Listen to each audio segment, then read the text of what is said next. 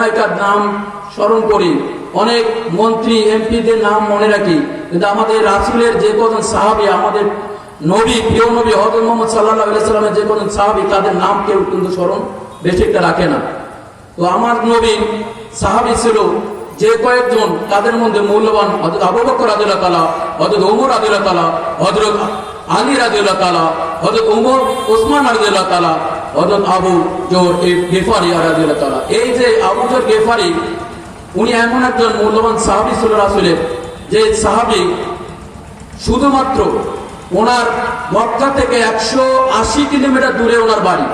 ওখান থেকে যখন শুনতে পারলো যে মক্কায় এমন একজন মানুষ এসেছে যাকে, যে নাকি এত বেশি সন্ত্রাস, এত বেশি খারাপ একজন মানুষ, এই কথাগুলা আবু যর গিফারি যখন শুনতে পারলো, পারার পরে বলতেছে যে সবাই একই কথা বলে এই এই মানুষটা নিয়ে, তাহলে তাকে তো দেখার দরকার আছে। কিন্তু আবু যর গিফারি এমন একজন মানুষ, সেই গোত্রের মধ্যে 1200 মানুষের নেতা, সে 1200 মানুষের নেতা, সে বলতেছে তাকে আমার দেখা দরকার আছে। তখন আবু যর গিফারি অলরেডি রওনা দিল মক্কার মধ্যে। মক্কায় এসে কাবার সামনে বসে আছে, কখন ওই মানুষটার সাথে আমার দেখা হয়। আজ নয় কাল, কাল নয় পরশু, এভাবে দীর্ঘ সময় উনি বসে থাকতে থাকতে সেই ফজর থেকে শুরু করে আসর পর্যন্ত, মাগরিব পর্যন্ত, এশার পর্যন্ত হযরত আলী দেখলো কি ব্যাপার, এই মানুষটা সেই কালকা সকাল থেকে এ পর্যন্ত বসে আছে, কি কারণে? তো জিজ্ঞাসা করলো, ভাই আপনার বাসা কই, আপনি আছেন কই, আপনি এখানে সেই সকাল থেকে এ পর্যন্ত বসে আছেন, একটু বলবেন কারণটা কি?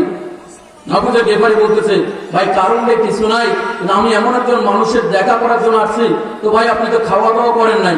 না, আমি খাওয়া দাওয়া করি নাই। তো বলতেছে চলেন আপনার সঙ্গে, আপনি একটু আমাকে নিয়ে যান। তখন আবু যর গিফারি বলতেছে যে আমি আপনার সাথে কই যাব? আলী বলতেছে আসেন, আপনি আসেন আমার সঙ্গে, আপনাকে কিছু খাওয়াই। তো মেহমানদারি করার পরে আবার দেখে আবু যর গিফারি আবার ওই জায়গার মধ্যেই যে বসে আছে। কাকে দেখবে? আমার নবী, প্রিয় নবী হযরত মুহাম্মদ সাল্লাল্লাহু আলাইহি সাল্লামের চেহারা মোবারক দেখবে। যে মানুষটা যে সন্ত্রাস বললো, যে মানুষটাকে মানুষ সন্ত্রাস বললো, যে মানুষটা চেহারা দেখলে নাকি ঘৃণা লাগে, সেই মানুষটাকে আমার দেখা দরকার আছে। সেই জন্য সে 180 কিলোমিটার থেকে দূরে থেকে আসলো মক্কায় ওনাকে দেখার জন্য, দু চোখ ভরে। তো যখন দেখলো, আলী বলল, ভাই আপনি সত্য কথা বলেন, আপনি কে? তখন বলতেছে, ভাই আমি মানুষের সাথে দেখা করার জন্য আসছি এখানে। তো ওই মানুষটার সাথে আমার দেখা যদি করা যেত তাহলে আমি একটু ধন্য হতাম। তো বলতেছে কে সে? যখন নাম বললো, তার নাম নাকি মোহাম্মদ। তো আমি বলতেছে, ভাই আপনি একটু ছেড়ে কথা বলেন, কারণ এখানকার যে জানতে পারবে আপনাকে সে ধরে মারবে, অতএব আপনি আমার সঙ্গে আসেন। তো ও আসার সময় অনেকে জিজ্ঞাসা করতে যে কই যাও? তখন বলতেছে আমি একটু সামনে যাবো। কয় এখানে যাস না, মোহাম্মদ কিন্তু খুব খারাপ। কি খারাপ? যে সে সন্ত্রাস, সে জালিম, সে এমন কি খারাপ অবস্থা, তাকে চেহারা দেখলে ঘৃণা লাগে। তো আমার এই কথাটার সঙ্গে আপনারা বলেন আলহামদুলিল্লাহ। আল্লাহ তাআলা আমাদের প্রিয় নবী হযরত মুহাম্মদ সাল্লাল্লাহু আলাইহি সাল্লামকে দুনিয়ার মধ্যে পাঠানোর পরে যখন আবু যর গিফারি দেখার জন্য উদ্দেশ্যে যাচ্ছে, হযরত আলী বলল, ভাই আমি সামনে থাকবো, আপনি আমার পিছনে থাকবেন, কারণ আমি যদি সামনে আপনাকে দুজনে কাছাকাছি যাই, অনেকে সন্দেহ করে ফেলবে যে নিশ্চয় এই লোক হয়তো মুহাম্মদের কাছে যাচ্ছে কালেমা পড়ার উদ্দেশ্যে। তো আপনি একটু পিছনে থাকবেন, আমি আপনাকে নির্দেশনা দিচ্ছি, আমি এমন একটা পাথর ঢেল মারবো, যে পাথরটা যে ঘরের মধ্যে পড়বে বুঝতে নিতে হবে সেই পাথরটা ওই ঘরে ঢেল পড়া মানে ওই জায়গায় আমার নবী, প্রিয় নবী হযরত মুহাম্মদ সাল্লাল্লাহু আলাইহি ওয়াসাল্লাম আছে। অতএব আপনি আমাকে দিক নির্দেশনা, আমার পিছনে পিছনে আপনি আসেন। তো হযরত আলী সম্বন্ধে, হযরত আলী যখন সামনে যাচ্ছে, আবু যর গিফারি পিছন বসে আসতেছে। আস্তে আস্তে হুট করে হযরত আলী একটা পাথরকে ঢেল মারলো, মারার পর আবু যর গিফারি মনে করলো যে এই বাড়ি তো হবে পারে। তো আবু যর গিফারি ওইদিকে গেল, যাওয়ার পরে দেখতেছে আমার রাসূল বসে আছে ঘরের মধ্যে একাই।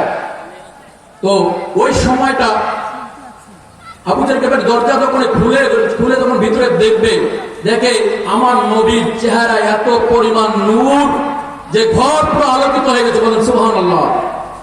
আমার নবীর চেহারা মোবারক দেখে, আমার নবীর চেহারা দেখে, চোখ দেখে সে আবু যর গিফারি আর চোখ ফেরাতে পারে না।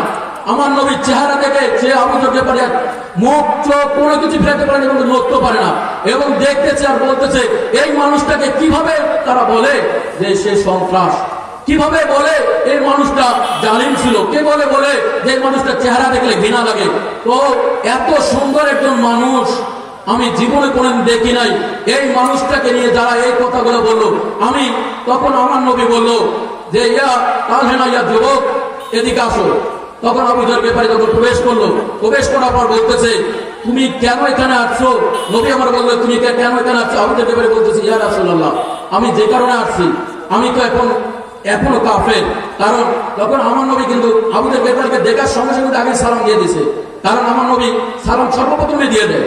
তো আবু যর গিফারি যখন দেখলো, দেখার পর বলতেছে যে ইয়া রাসূলুল্লাহ, আপনার কাছে আসছি, আমি যে কারণে আসছি আপনার এগুলোর শোনার দরকার নেই, আপনি দ্রুত গতিতে আমাকে আপনি এখনই কালেমা পড়ায় দেন, আমি আপনার সঙ্গে কালেমা পড়বো, এই মুহূর্তে আপনার হাত ধরে আমি কালেমা পড়বো।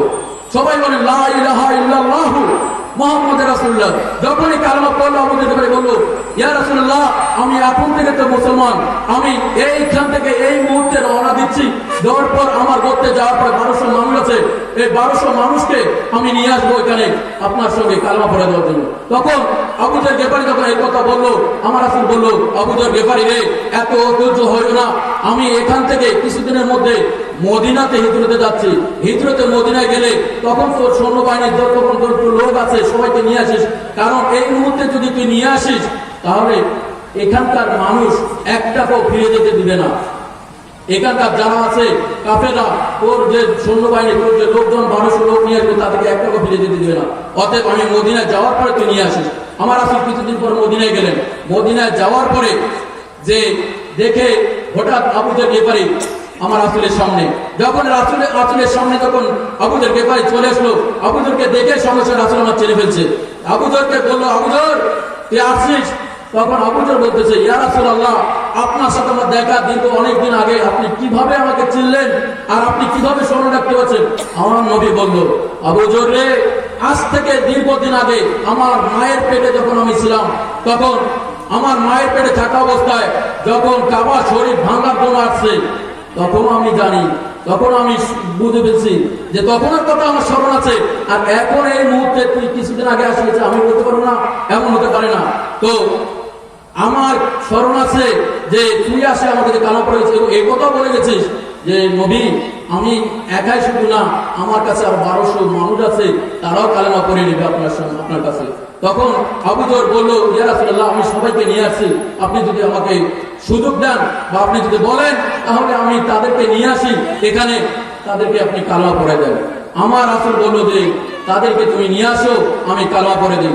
কিছুদিন পরে কালেমা পড়ে চলে যাওয়ার কিছুদিন পরে আমার রাসূল দুনিয়া থেকে বিদায় নেয়। দুনিয়া থেকে বিদায় নেওয়ার পর আবু যর গিফারি প্রাণে গেল।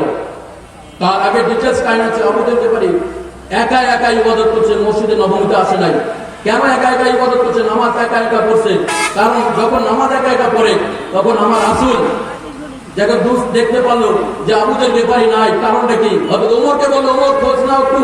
হযরত ওমর বলল যে ইয়া রাসূলুল্লাহ, আমি দেখি আবু যর গিফারি একটা বাগানের মধ্যে একা একা নামাজ পড়ে।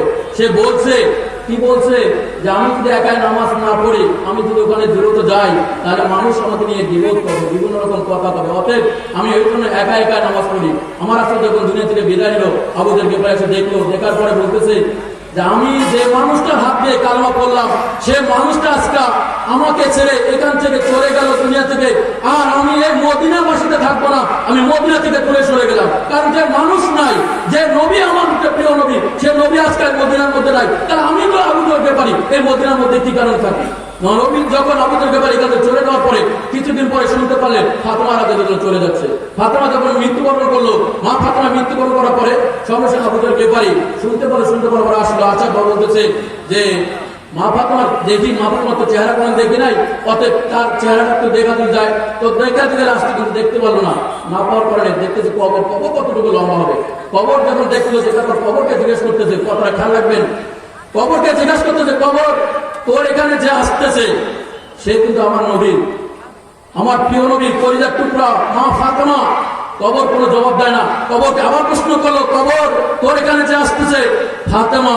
কবর কোনো জবাব দেয় না। কবর আবার প্রশ্ন করতেছে কবরকে, কবর কোনো জবাব দেয় না। কবর লাস্ট মিনিটে বললো আমি কোন নবীর মেয়ের ফাতেমাকে চিনি না, আমি চিনি সে যদি আমল ভালো থাকে আমি কবর তাকে ভালোবাসি, তার যদি আমল খারাপ থাকে আমি তাকে ভালোবাসি না।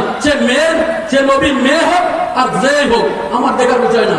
অর্থাৎ কবর এত ভালো, আবার কবর কিন্তু খুবই খারাপ। অর্থাৎ কবর যেতে হলে কিছু আমল আমাদেরকে সঙ্গে নিয়ে যেতে হবে। তখন আবুদের ব্যাপারে এই কথা শোনার সঙ্গে সঙ্গে হুলস্থ ভাবে কান্না করতে করতে যে জান্নাতুল বাকি কবরস্থান থেকে এত পরিমাণ ছুটাছুটি করছে,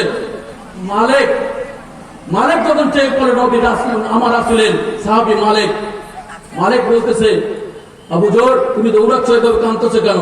কয় মালিক তুমি জানিস না রে, কবর আমাকে বললো, কি বললো, যে যার আমল ভালো আছে তাকে আমি গ্রহণ করি, যার আমল খারাপ তাকে আমি কিন্তু কবরে শান্তি মতো রাখি না।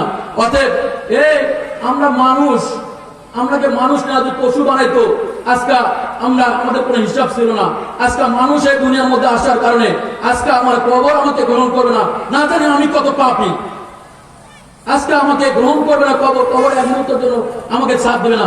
অতএব আমাকে এই দুনিয়ায় মনে হয় আমার থাকার জন্য হচ্ছে না। তখন মৃত গরুর সামনে পাশে দাঁড়িয়ে কথা বলে, মৃত একটা কুত্তার সামনে দাঁড়িয়ে কথা বলে, কুত্তারে তুই তো একটা কুকুর, তুই একটা মাতলুক, তুই দুনিয়ার মধ্যে আসছিস, আসার পরে আজ তোর কিন্তু মৃত্যুবরণ করার পরে তোর কোনো হিসাব হচ্ছে না, কিন্তু আমি মানুষের হিসাব হচ্ছে। কবরে যাওয়ার সঙ্গে সঙ্গে আমার হিসাব শুরু হয়ে যাবে। তোর মতো